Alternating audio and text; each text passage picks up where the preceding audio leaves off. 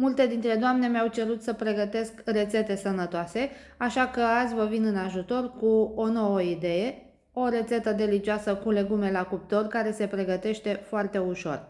Avem nevoie de un dovlecel pe care îl tăiem la ambele capete, iar apoi îl vom tăia în felii. Eu l-am tăiat pe jumătate și apoi în patru, după care am scos felii nu foarte groase, însă nici foarte subțiri, exact așa cum puteți aprecia pe imagine.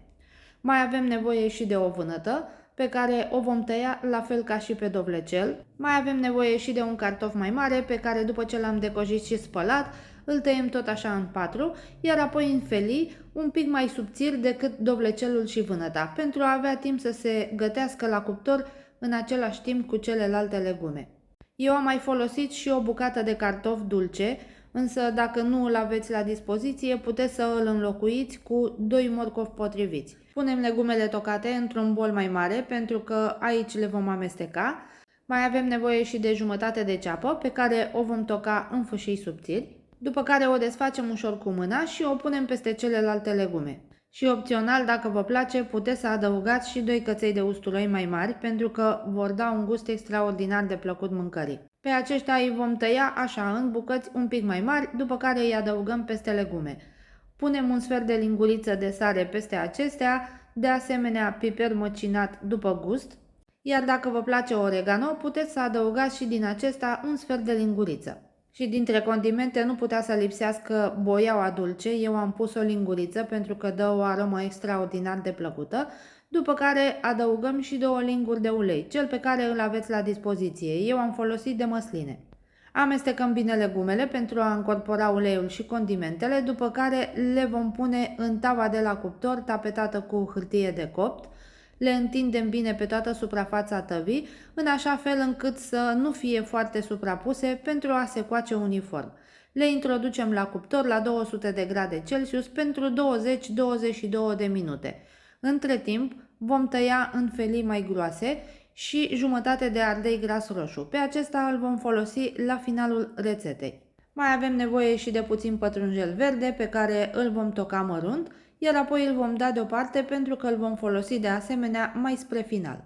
Într-un castron mai mare spargem 5 ouă, peste care adăugăm un praf de sare, de asemenea punem și puțin piper măcinat și le vom bate foarte bine cu telul pentru a le omogeniza.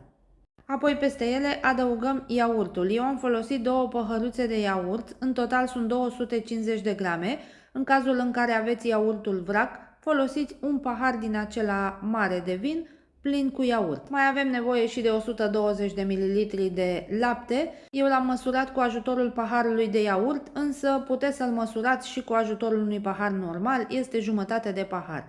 Adăugăm 2 linguri de făină, eu am folosit făină de ovăz, însă dacă nu aveți puteți să folosiți făină normală, peste care punem și aproape o linguriță de praf de copt, sunt 4 grame. Batem foarte bine pentru a încorpora și făina împreună cu praful de copt. Adăugăm și jumătate de linguriță de boia dulce, pătrunjelul pe care l-am tocat înainte și mai amestecăm încă puțin.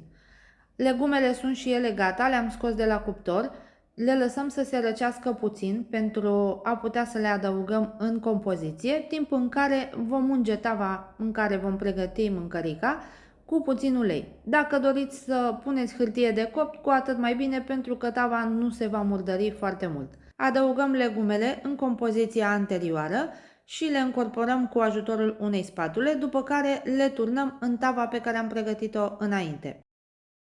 Iar apoi tot cu spatula le distribuim bine pe toată suprafața și pe deasupra presărăm 2 mâini de cașcaval ras, aproximativ 50 de grame, nu trebuie să folosim o cantitate foarte mare. Iar la final așezăm și feliile de ardei gras pe care le-am tăiat înainte și mâncărica este gata pentru a o introduce la cuptor la 200 de grade Celsius, căldură de sus și de jos, pentru 20-25 de minute sau până când este foarte bine închegată în interior. Puteți să o încercați cu vârful unui cuțit, așa cum am făcut și eu.